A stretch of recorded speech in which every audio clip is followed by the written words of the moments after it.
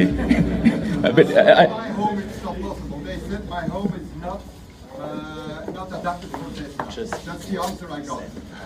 did they give you any answer for why? They need to come here Did they say why? on the stairs or outside. What is the Okay. certification I need? And I never got an answer on that one as well. Can you Okay. repeat the question? Sure. There's some difficulty charging at the gentleman's house in Belgium. Yeah. JB, do you want to take that? Yeah, I can maybe talk to a few of the challenges we've run into that we did not expect, so we're sorry for that. That's not how that's supposed to work, of course. There are parts of the grid in Belgium that we've discovered that actually operate a bit more like Norway does. And not to get too technical, but it actually is it's isolated in a way. It's not grounded in the same way that we developed and kind of expected and tested with. So it is able to work. We just need to have a new type of mobile connector for that part of the grid, and also a software update that allows the car to not kind of erroneously fault and think that there's a problem that there is not. So do you want to give a timing for when that would be addressed? Yeah, that software update is already going out to cars in Norway and should be available to people in Belgium in about 2 weeks. So we're hopeful that will fix your problem at home.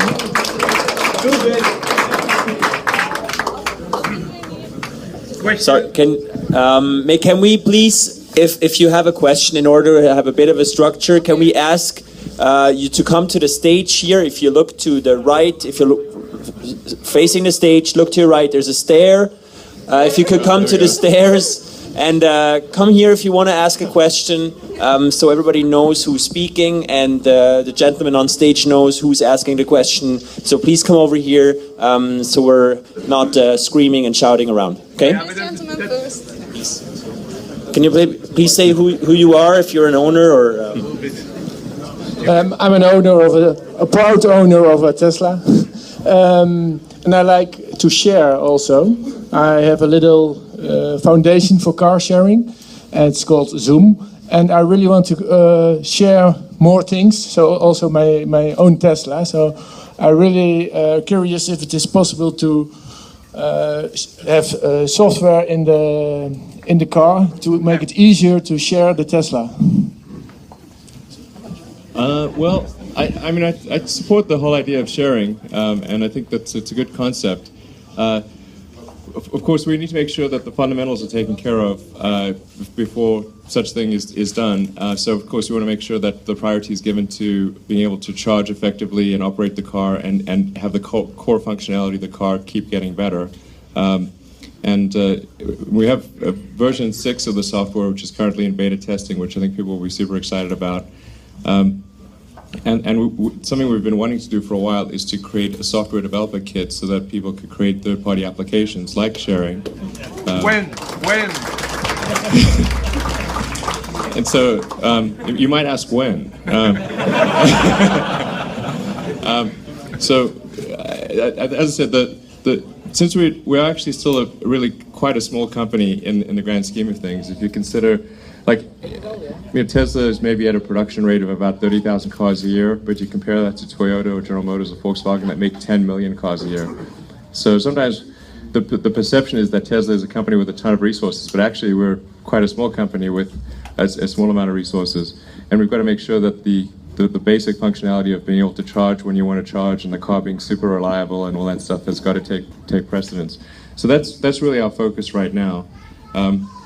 And as JB was mentioning, we're finding that there are pretty significant differences in things like electrical grids.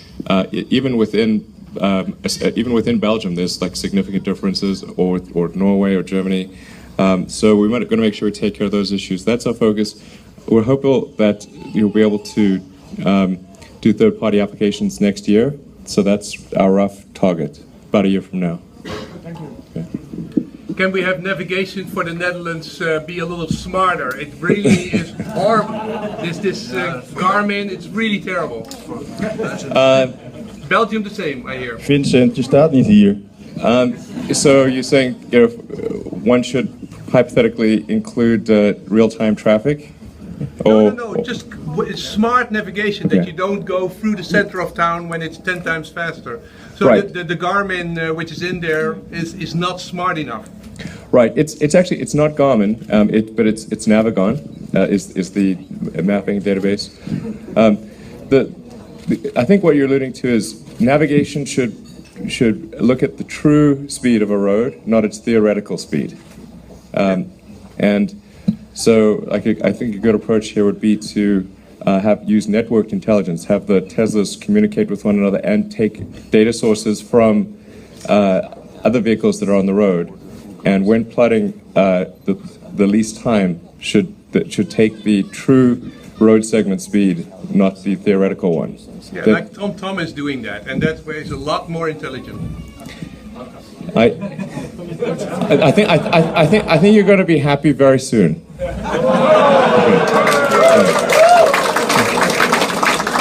It's going to be better than TomTom, so it should be, you know. Shame on us if it's not. Okay, so we'll try to queue things up. Yeah, okay. Hello, Elon. My name is Mark. I'm from a leasing company, Mr. Green. We have a question about vehicle to grid. When do you think it will be possible with the Tesla to use vehicle to grid, or when there are possibilities to use vehicle to grid? JV, you want to take that one? Sure. Vehicle to grid is. We want to sell our energy in our battery to our households. Yeah, it's actually something that we kind of experimented with as far back as Roadster. You know, the first generation Roadster could actually do that, and the challenge has been really getting a system that made sense, and actually was economic for many people. Right now we're focusing more on doing battery packs that are separate from the vehicle in order to do those same functions for backup power and things like that. And it's a product that we're starting to commercialize in the U.S. that will come to the various parts of EU soon. But we don't have an immediate plan to make the car power your house or go back and forth in that way.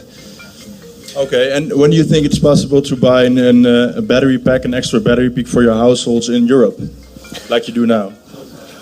Well, it's probably, hopefully towards the end of the year. I'd say next year for sure, and hopefully towards the end of this year.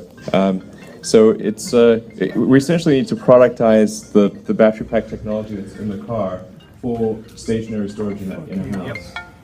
And once we have that done, we'll try to scale up production as fast as we can. I think next year will be a safe bet, and if we're lucky, towards the end of this year. And one other thing I should mention, in the US this functionality has been there for a while with Slacker, which is the ability to play any song at any time. So you can just hold down the voice button and say play anything, Rolling Stones. Well, no, unfortunately, Slacker did not have the licensing rights for music in Europe, but we're working with RDO, and so you'll have that ability very soon to play any song at any time in your cars.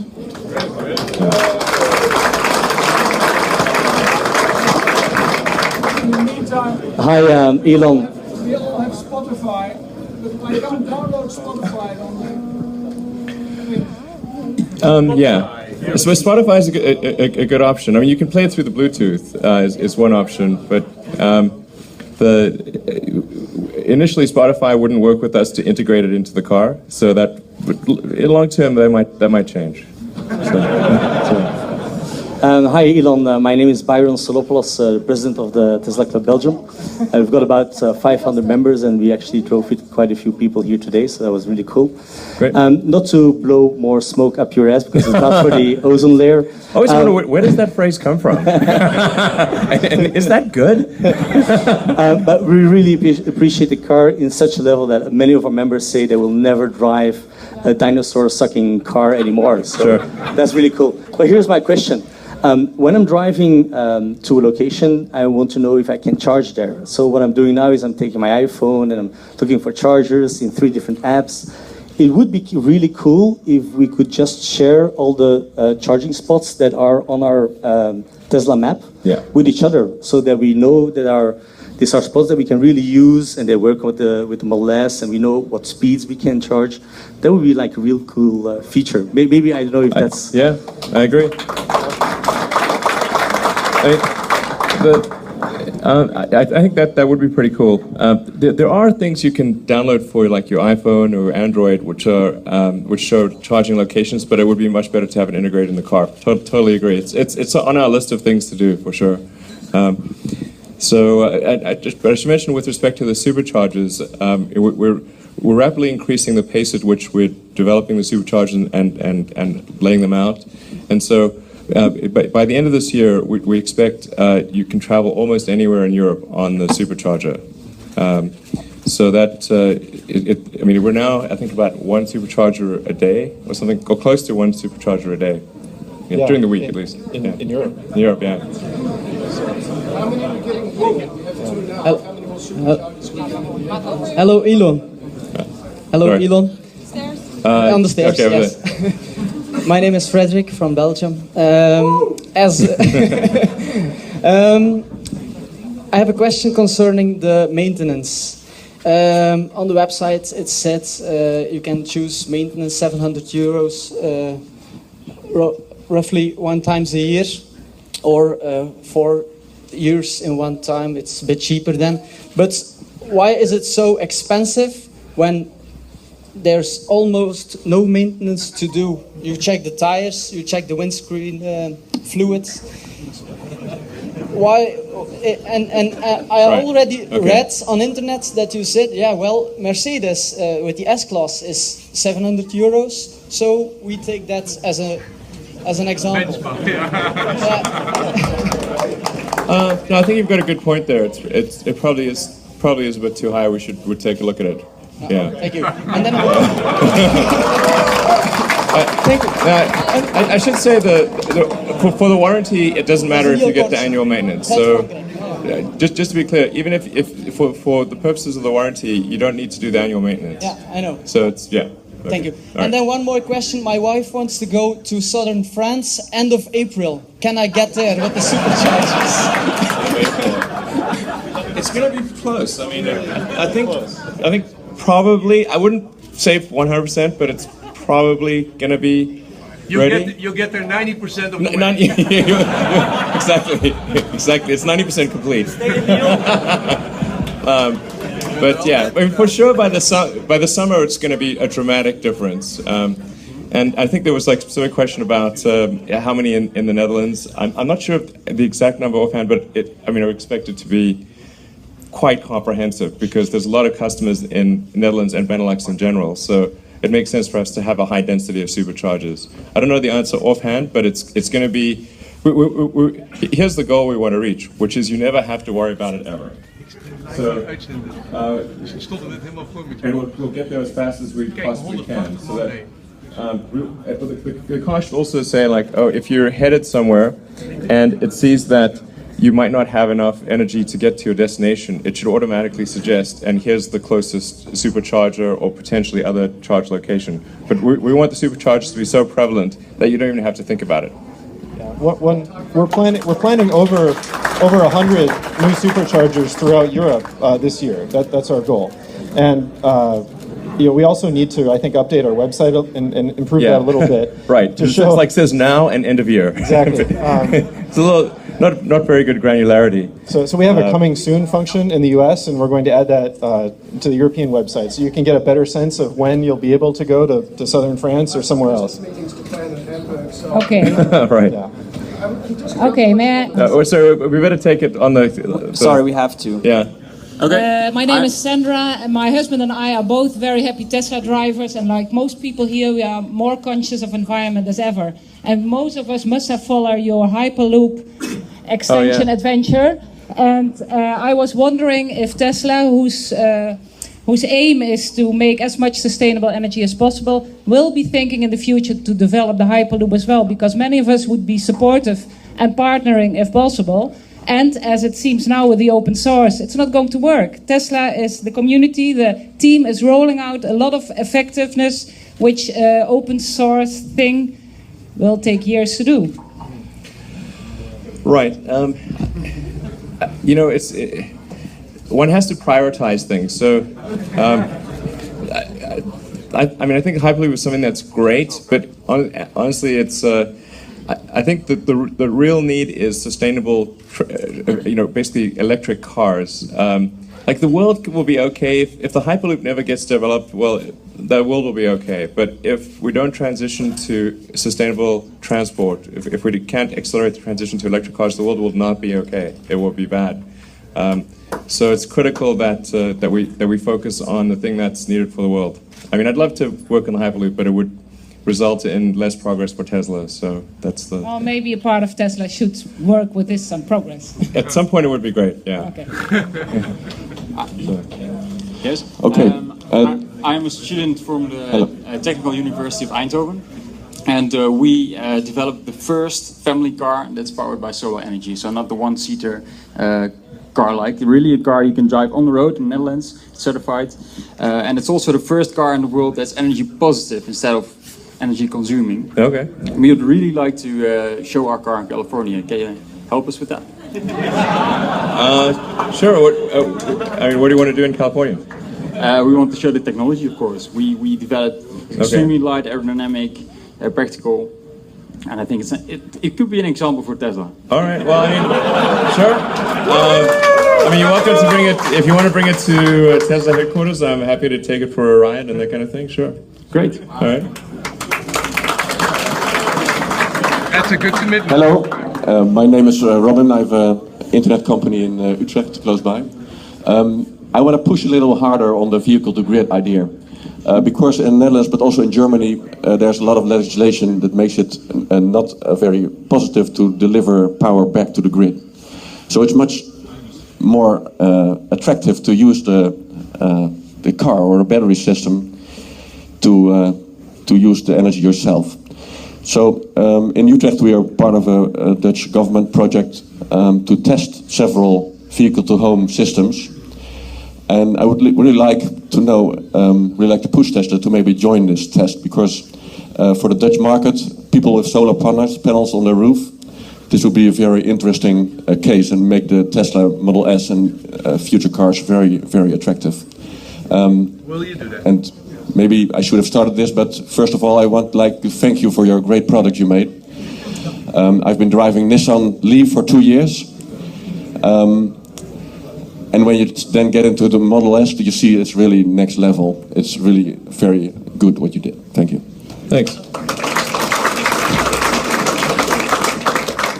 Yeah, like I said, with the vehicle-to-grid, I mean, it's something that could be cool, but we have to focus on the core elements of the technology. So it's we wanted the car to be just perfectly reliable with exactly the right feature set, and be able to charge anywhere, and that's really what we want. So it's worth noting maybe one thing that you can definitely do, and we're trying to make it easier in software, is to use the energy when you generate it to charge the car. Yeah. That doesn't require any special hardware or special configuration, but it's more flexible, and you can store the solar energy if you're at home during the day, right, or any part of the day.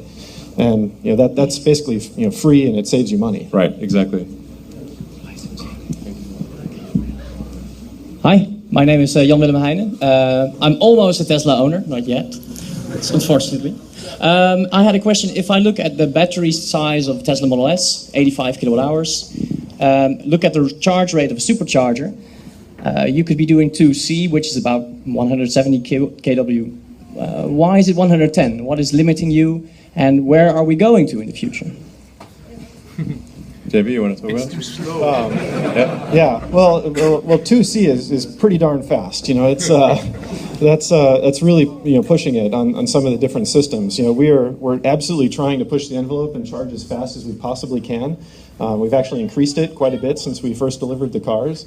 And we do have a roadmap to improve that as we develop improved battery packs and better cooling systems. But today we're going about as fast as the cars can really go. We might be able to stretch it up to about 135 kilowatts, and we're starting to roll some superchargers out that can do that. But right now it's kind of right at the matched limit of what the battery in the car can accept, the cooling system in the car, and the superchargers themselves. So it's pretty well balanced. So it's chemistry where we're talking about, and not anything else. It's chemistry which is blocking. Right, exactly. Yes, it's that's chemistry. Exactly. It's the challenge is like we want it to not cause degradation of the pack. So you can in principle charge at a 2C rate, but it would have a impact on the cycle life of the pack. So you basically charge at maybe 1.5 C or something like that, without having meaningful degradation. And it also depends on the temperature and state of charge of the pack, because as you get to a high state of charge, it's kind of like, as I'm sure you probably know, it's like trying to fill a glass of water down to the last drop. Yeah. And so you have to slow down to make sure it does it right. Okay. So are we in the future 14, 15 going towards 200 kilowatt or?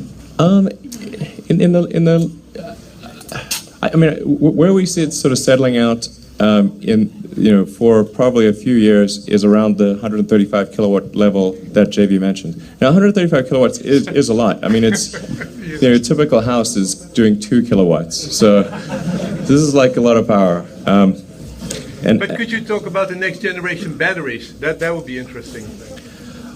Well, I think there's not.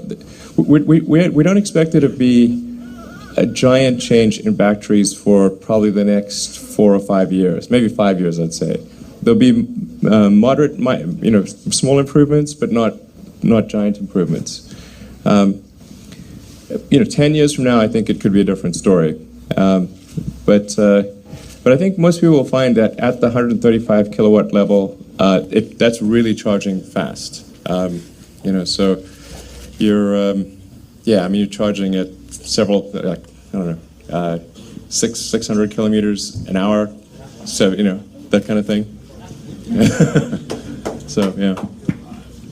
Also, a small note for those that are sort of sticklers for the kilowatt hour level in terms of the supercharging. The superchargers right now are tuned to be fairly conservative, so it's all about like being super safe.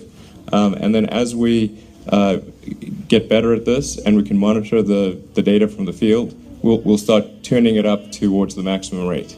So if you see it being a little bit less than 120 kilowatts, it's because we're being very conservative in the beginning, but you can expect over time that all the stations will be actually 135 or right around there.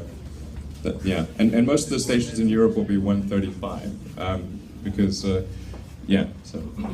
okay. Hi, my name is Pauline van der Vorm, and I love our Tesla, but I don't like the hassle with the charging cables. So I wonder whether it is possible in the future to inductive charge a car. We've had a lot of conversations on the inductive charging front, and I think I'll pass over JV, but my guess is smart conductive is going to win over inductive. Inductive sounds cool, but you have to be the two plates have to be very close to one another. The two inductors essentially have to be very close to one another, and so small changes in that gap have a big effect on the ability to charge.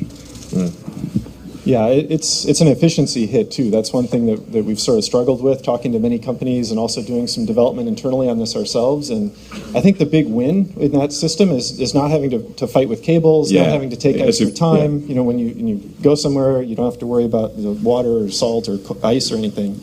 So we are working internally on some kind of solution that solves those three problems. So we can see you. But Delft University has developed a system with 90% efficiency for contactless inductive charging, even while driving. Would you be interested in such a system or to develop this together with them? But 90% is pretty bad, actually. For a conductive coupling, it's a 10% loss in efficiency of your car.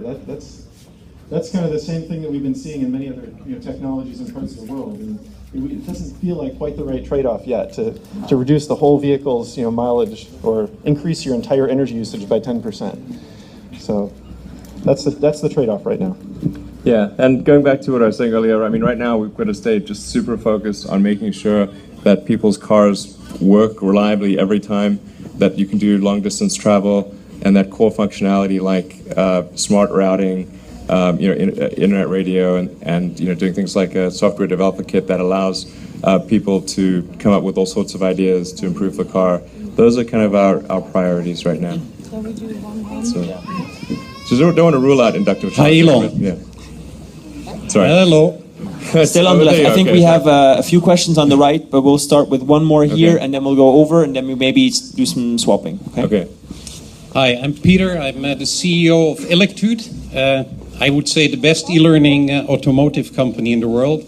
We currently teach 100,000 car mechanics in the US, Europe, China, and I'd like to know how you teach your technical staff. Sure. Well, in our case, I think a good way to do it is to pair people up so that you have someone who's experienced with the car and someone who's less experienced with the car. And it's sort of like an apprentice trainee program. That's how we do most of our training. And then we also have training videos and an initial sort of training class. But I think where we are right now is we're just kind of figuring it out. So we're still in the small scale and figuring out better ways to do it. To whom should I talk?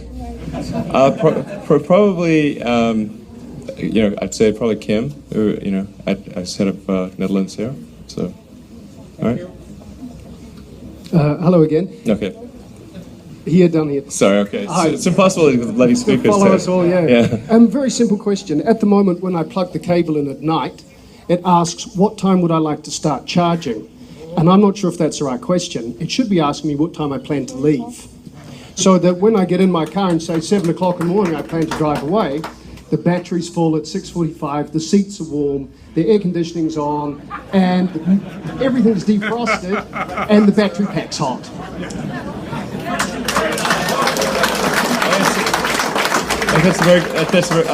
I agree. I think it's a good suggestion. Totally agree.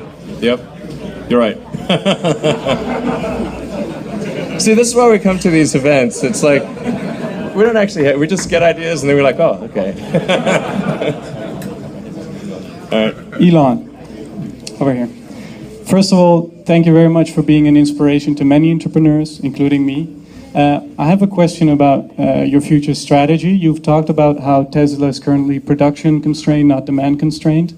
What's the role of licensing for Tesla's strategy going forward? You mean like licensing the battery pack or motor and that kind of thing?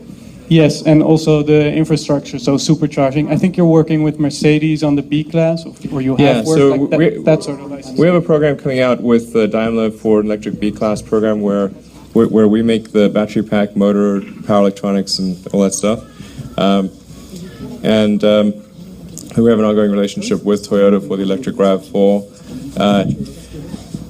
It's not, I mean, we're certainly open to licensing, but what we found is that a lot of the difficulty is actually just in making it and making it right. So we found like other automakers, they've not been really interested in licensing because then they don't know what to do with the license. So then we end up making it. But and the biggest challenge really for Tesla is trying to figure out focus. So because being still a relatively small company, we can only do a small number of things, and so anything if we want to add something to the plate, then something else has got to come off. And since the most critical thing is ensuring super reliable electric cars that can go wherever people want. That's what we're focused on. And then getting from the Model S to refine the technology, get to the third generation vehicle. I think the biggest effect that Tesla will have will be to spur the other manufacturers to create compelling electric cars. Yep. That's the biggest good. If you say, what's the fundamental good that Tesla, that will probably be the biggest good that we do is spur the other manufacturers to go electric sooner than they otherwise would. Thank you for that.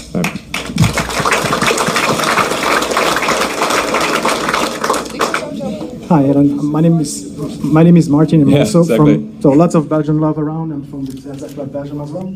I'm not going to put sunshine up your ass again, but thank you for your leadership and all the good things that you innovate and finally deliver a product that can actually stand on its own. One thing I would like to put out maybe up front is, what is your take on the Eco App? I'd like to see the Tesla Eco App. We're doing a hell of a job with the Tesla Club Belgium and the Aero Club to actually bring up the level and try to encourage people to chime in with IDs, apps, and all those kind of crazy things. So could we please maybe have some more speed on that, trying to increase again the delivery? I mean, the product is great. We can even make it better with the community. Yep. Could you please warm up and give us your take on that? So, I'm not sure I totally answered the question. Could you please increase the Eco App, so the community that we have? Because for the moment, we try to engage with your people on social media. We try to encourage, maybe the engineers to actually open up a bit more with the developers, the freelancers, and the community.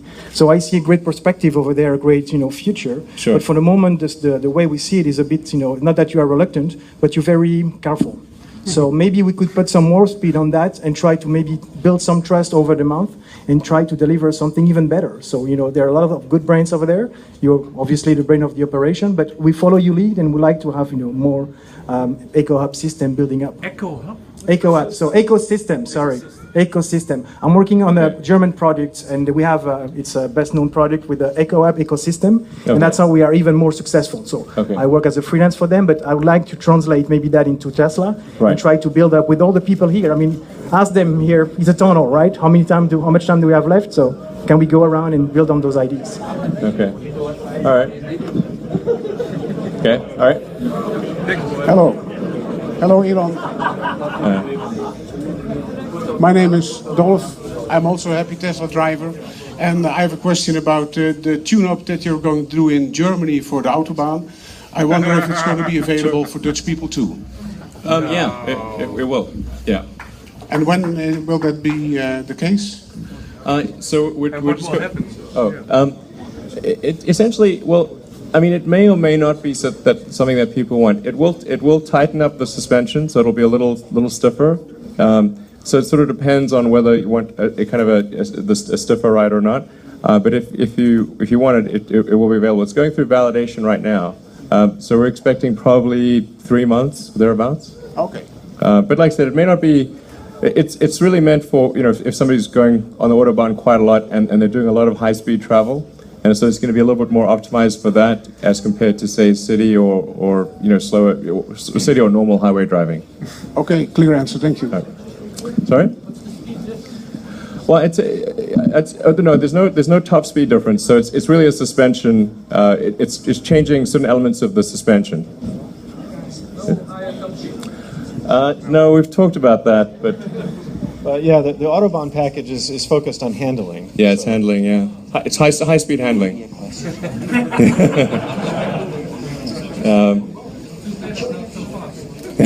Right. Yeah. True. Yeah, we know it's a constraint, and we are kind of understanding and trying to work on what we could do to improve that. But it's a tricky one because So no, my car. I try to have my car be exactly what customers experience. So. Hi guys, my name is Ron. Thanks for the opportunity to be here. I'm still waiting for my Tesla, so therefore I may have a question that's a bit different from the others. Right. There's a lot of rumor going on, at least on the Dutch forum, about the quality of the paint. Do you expect it to improve? Soft. Yeah. Is it soft? Okay, it's the first comment I've heard on that front. I mean, I'll have to look into it because actually this is the first I've heard of anything like that. Yeah, there's a lot going on the forum, okay. And practically everybody advises you when you get your Tesla delivered, drive it to a specialist at once and get a nice coating on it or something like that. And you should do that twice a year for about $1,000. I'm not sure that's true, but right. Wait, I'm going to look into it, but this is the first I've heard of anything like that. So I think you're probably going to be okay, but I'm going to check into it and find out if there's anything like that. Literally the first I've heard of it. So I trust you. I'm a bit assured man. All right. I have my Tesla already, and I'm not planning to go to a specialist because I think it's excellent. Thank you for the beautiful car. I like to stress that it's very important. My name is Kees Brandjes. I'm an architect, and I think it's very important to have this opportunity to make this intelligent grids, and I think that the Tesla car, I'm the third person who says so. I think this is a very important issue, so I like to stress about that. The other point is, in the 19th century we had stagecoaches and they changed horses all the time. When are we going to change batteries which are very quickly loaded on the supercharger? Instead of an hour, we can have this change in several minutes. When is it going to be? So for the battery pack swap, we're planning on doing that initially as a trial between San Francisco and Los Angeles. So hopefully that should be up and running in the next few months. And then we're going to see what the level of customer demand is. If people are using it a lot, then we'll expand it. And if they're actually just prefer charging, then we'll keep it relatively limited to certain geographies. I mean, obviously, as the charging gets better, the need for pack swap is much less. So it kind of is a bit of a race between the two. It takes you 3 hours to go to Austria, extra. So that's really makes the difference. Okay. All right. Hi, my name is Johan Meelaerts from Belgium. My question is related to here. So concerning the ecosystem. They don't know what is an ecosystem. Yeah, I know what ecosystem. They don't know what eco-app is. Well, probably evolve. But you said that next year you will be distributing an SDK. Is it the purpose to exclude the other ecosystems like Android and iOS, which have an enormous opportunity, creativity to interact with us, with apps? Well, I mean, our goal is not to be exclusionary. It's really just to have a great car. I mean, there's some interesting possibilities that are coming out with Android and iPhone. If you're familiar with this projected mode that they're talking about, where you can essentially project stuff from your phone to the car's display. So I think something like that would be interesting. It would open up to a broad range of applications that you can then write to iPhone or the Android, and have it essentially project to the screen and have a means of interaction as well. So I think we're likely to do that. I mean, that's on our roadmap as well. So we want to do that. I mean, in the beginning, when we were designing the software for the car, we thought, well, maybe we should be on the Android system. I met with Andy Rubin, and he advised against it because they just weren't ready. So we didn't have a choice. We had to write our own platform, because Apple wouldn't talk to us, and Android was advised against it. So that was our only option, was to build our own platform to have something that was good. Okay, against your will, it will be more or less a closed system then, which will be done. No, I think it's. I mean, there's a bunch of stuff that's car specific. That's, that it doesn't make sense to transition that to a phone platform. And the phone functionality and app functionality will probably be available through projected mode. That's and then we'll try to enable people to write software for the Tesla ecosystem, if you will. But like I said, there's a lot of things that we'd like to do, but we have to decide what is critical to do. So a lot of times people think like we're not doing something because we just don't want to do it. It's good. That's not the issue. We have to say we have a very finite amount of resources. What are the most critical things that we have to do? And that's what we spend our resources on. Okay. What about the Chadamo charger? When is it coming?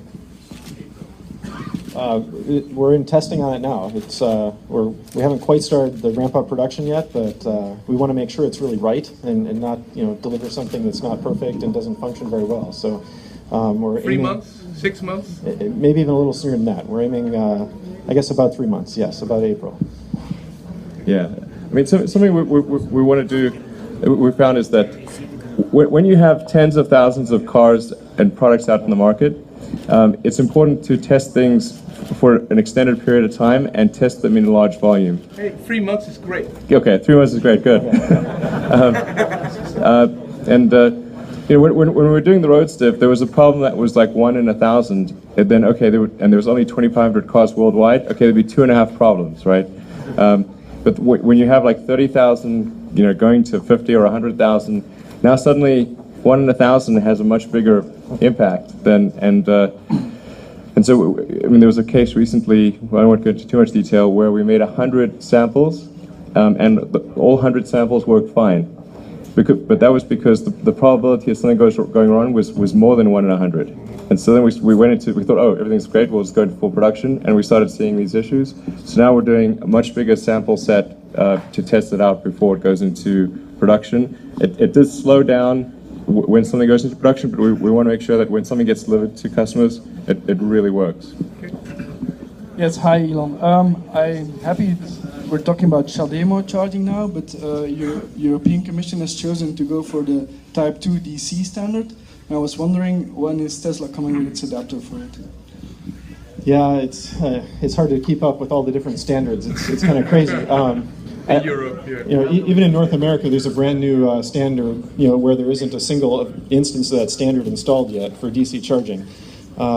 So fundamentally, the key though is that even with the new European DC charging standard, you know, the Tesla vehicle itself can be compatible. You know, we just need to decide if it's worth building a new adapter and a interface to the car so that you can plug into those type of systems.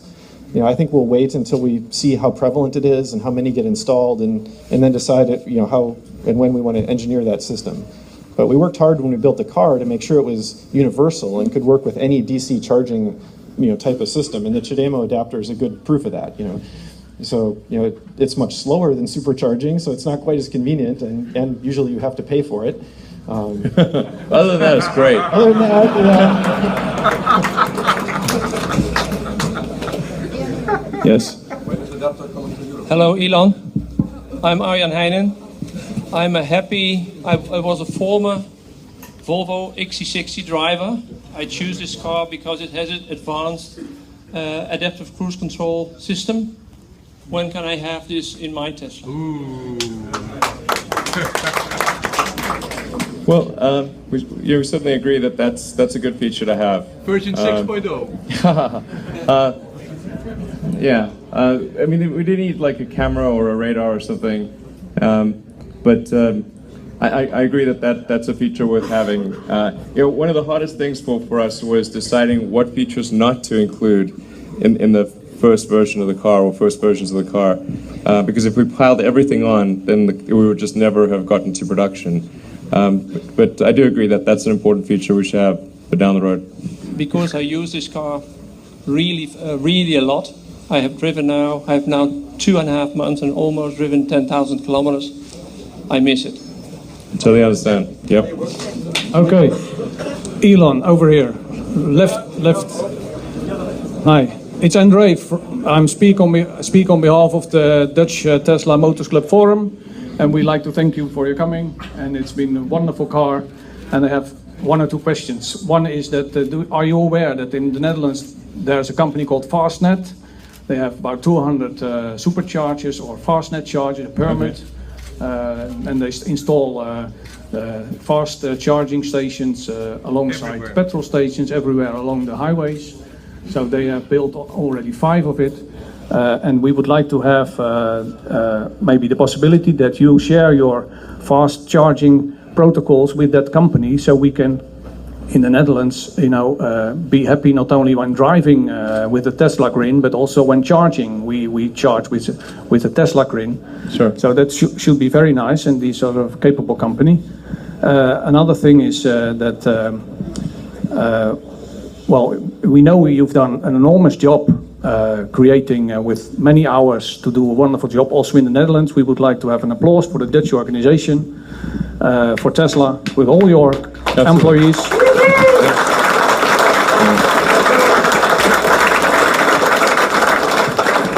It's been an enormous task to deliver, I think, about 1,100 cars last year. Thanks to the Dutch government, we all contribute in our payments.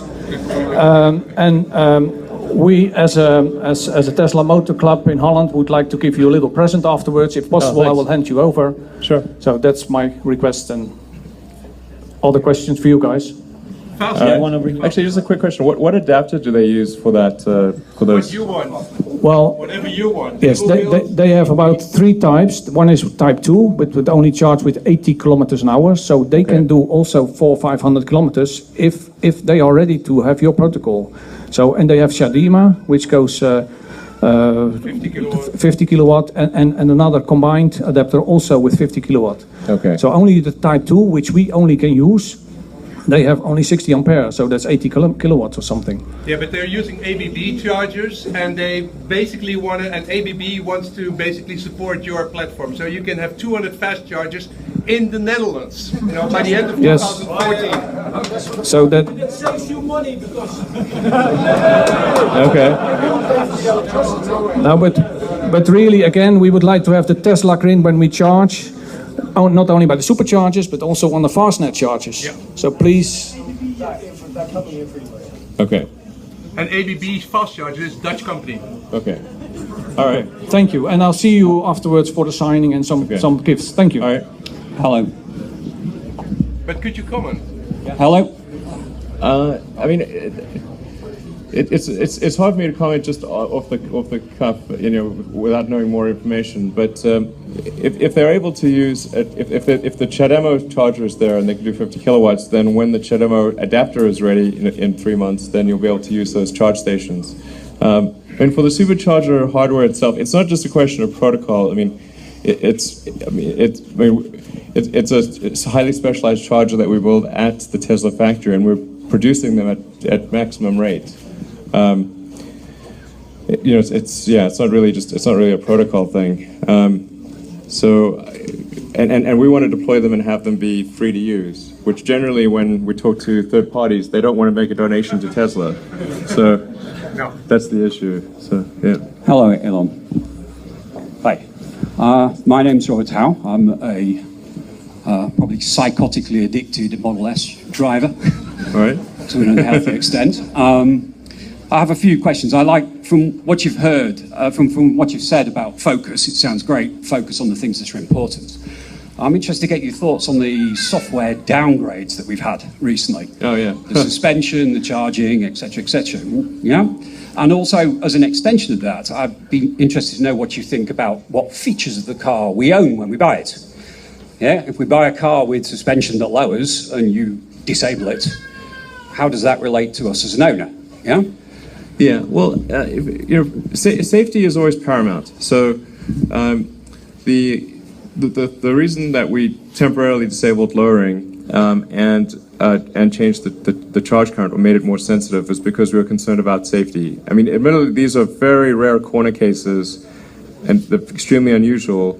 But as a temporary measure, we wanted to just make do the safest thing possible.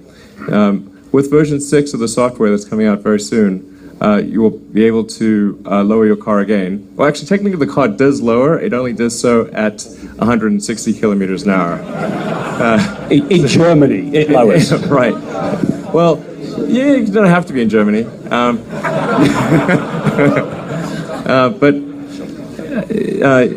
So with version 6, you'll be able to set what speed you'd like the lowering transition to be. So you can actually set it to be always low if you want. Or you can set it to be a threshold speed. So we'll restore that functionality, and actually it'll be better than it was before because you can actually have it lower at lower speeds, or pick whatever speed you want. And it'll also allow manual transitions whenever you want. So if you press do a manual transition, it'll stay in that mode until you change your mind, which currently it won't allow manual transitions at most speeds.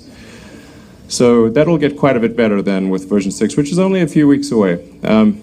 And then the charging as well, as we gain more data and we investigate the various things in the field, and we see, okay, how can we be sure that it's safe but improve the charging again, then we'll re-enable that as well. So it's really, I mean, our paramount objective is safety. So that's the motivation behind the software updates.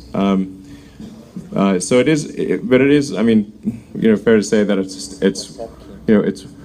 it's going to be one step backwards and two steps forward. Can you tell us about version 6? Can you tell more about version 6? What's in there? I've given a lot of hints about version 6, I think. It's probably the biggest software. And it is the biggest software update we've done in a while. So it's a big improvement on many levels. Elin, my name is Maurice Gerards, NXP Semiconductors, a former colleague of Peter Carlson, by the way. We are very happy to have you here in Europe today, but especially also to have European headquarters in Amsterdam, and Kim and Paula, and the whole team in Tilburg. How should we in the Netherlands make sure that in your future plans in Europe, you might consider some manufacturing facilities, that we keep that leading position towards the rest of Europe? Because we are keen on doing that. Sure. I think we've gotten a lot of support from Netherlands, and it's been great. So I think keep doing that. I mean, it's really great. I mean, certainly it's helpful on the consumption side to have tax benefits, which they don't need to last forever, but for this critical sort of the next several years is sort of a critical time for the tax credits, and it helps accelerate the advent of electric cars.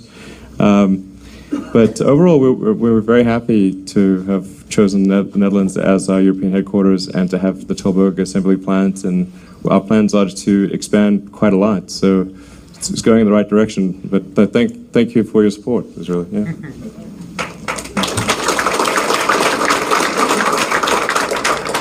My name is Dirk van Praag. I have a second question for you. There is a small company in Belgium which my stepbrother and myself invested in, and that is working on the grid, the problems with the renewable energy, solar panels and all, give more fluctuations on the grid, and they developed a good system and have contracts now with all the bigger electricity suppliers and also the distribution, so that they can switch off and switch on bigger consumers like freezing halls, etc. You understand what I mean? Yeah. They can switch off when they need electricity. Yeah. They have grid balancing. Quarters of hour. Demand side management. That's what they call it in the US. It's smart grid. Yeah. You want to take that? What's the question? What's the question?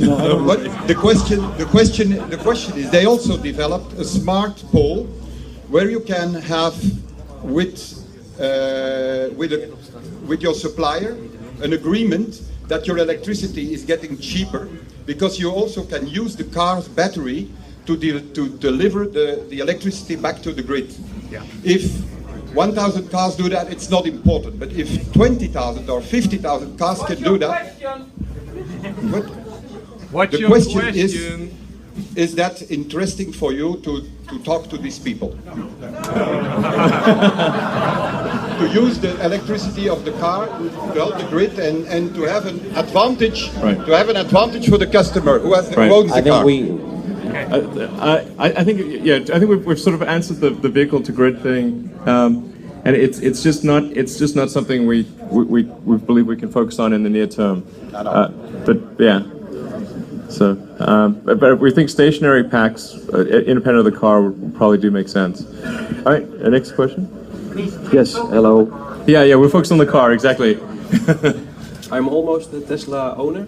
I will drive about 80 or 90,000 kilometers a year. So in 8 years that will be about 600,000 kilometers.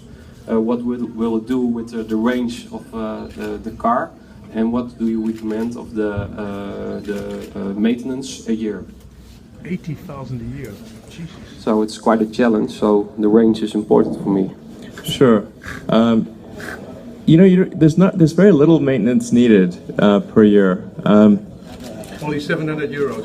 Yeah. No, that's about 4 times 700 euros for me then, because it's 20,000 kilometers, and it's about 4 times. Yeah. I don't think there's a lot of maintenance that's really needed. I think we probably 700 euros is probably a bit too high, so we need to revisit that. Yeah, so that's 2,800 euros a year for me then, with my mileage. Oh, I'm not sure I understand what you mean by the 2,800 euros. Because it's every 20,000 kilometers, 700 euros. Don't worry about that. And So then it's 4 times the No, amount. definitely don't worry about it. Every 20,000 kilometers. No, no worry about that. Oh, okay. Yeah, But he that's. asked, what is the range? How will the range be? After 8 years, Right, what's the with 600,000 kilometers on the clock, what's the range of the battery then? Now 600,000 kilometers is a lot. You have warranty. I mean, Or do you give me a new battery if it's less than 80%? That's a good question. I mean, it's a bit like. I mean, the reason like gasoline cars also have a limitation is if there are extreme cases where it's where it's way beyond normal driving. The fact of the matter is everything wears out with use, right? So. I mean, in terms of the cycle life of the pack, I mean, at least in the lab, I mean, we see the pack lasting, 500, like an 85 kilowatt hour pack lasting 500,000 kilometers, no problem. With 80% range. Where are we at? So if you have after 8 years, 80%. I mean, but that's a crazy amount of, But you can promise me it will be on 80%, and otherwise you will give me a new battery? No, I'm sorry. That's a bummer. It should still work, but I'm not. Honestly, that's pretty high up there. So I'm not sure what it would be in reality. It would still certainly be functional, but probably less than 80% at 600,000 kilometers. Maybe one of the things to focus on is driving the car more miles in a shorter calendar period of time saves you a huge amount of additional dollars on gasoline. That's right. Yeah. And you actually save the cost of maybe 2 new battery packs in that time frame. Yeah, well. So that's where you actually do get a much better financial benefit by driving the car more miles sooner. Right. Mm-hmm. That's true. That's true. But you gave the warranty, so I was curious. Yeah. So what is the warranty? You have 8 years warranty, but what is the guarantee? There's not a specific battery capacity guarantee. I mean, historically, we've seen it be very good. It's beat our expectations, but you can't state a specific capacity rating under all conditions, because you have to say, well, it's just like a car engine. Like, can you say exactly when a car engine is going to wear out? It depends on how hard it's driven, what the circumstances are, what the maintenance was, and all that sort of stuff. So I think for most people, this is really not going to be an issue. If someone is an extreme user, it certainly will wear out maybe sooner. On the other hand, as JV was saying, the savings in petroleum, petrol costs will be enormous, particularly in Europe, actually. So okay, so just 2 more questions. Hi, Elon. My name is René. Thank you for bringing us Motoring 3.0. That's what I want to start with. You're doing a great job with rolling out the supercharger network in Europe. Next week I'm going to Nuremberg, stopping by 3 superchargers for, I think, each half an hour, which makes it great. But I think for the Netherlands, it's only a small country, but it still would make it perfect if you would have 1 or 2 more superchargers here, one in the southeast and one more up north. Is that the plan, or will it be put on the map? Good question. Yeah, I think you can expect that there's going to be superchargers with very high density in all of the Benelux region. With, very high density. Like you wouldn't even have to think about it. There will be more in the Netherlands then. Yes, 1 or 2 absolutely. more. Definitely. Okay, thank you. All right. Alan, welcome. All right, so last question. Yeah, Better be good. my name is Rick. I'm from Tilburg. So usually when I'm drive home, I make a little tour just to see all the cars over there.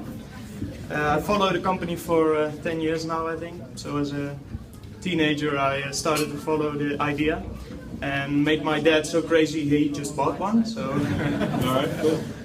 My question is actually about the careers. Because I'm finishing up my studies. I'm graduating in 6 months, logistics, and I'm already applying, but I still didn't get a response. And if I try to call, they always redirect me to the website, which the status is not changing. So That's a good pitch. So that's a good pitch. Yeah. give him your card. Okay, sure, I'll take your card, absolutely. So can you help me out with that? Sure, do you have a card or information? I'll make sure you get a response. Thank you very much.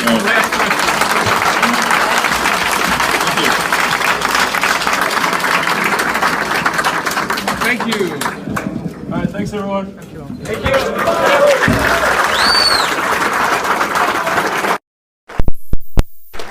Elon,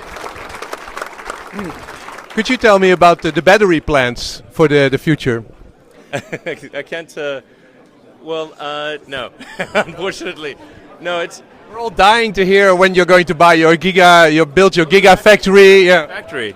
Oh, I'm going to talk more about the battery factory, the Gigafactory plans at the quarterly earnings call. So basically in about 2 or 3 weeks, and then also at the annual shareholders meeting. Okay, then one teeny little question. No, sorry, I have to catch a plane. All right.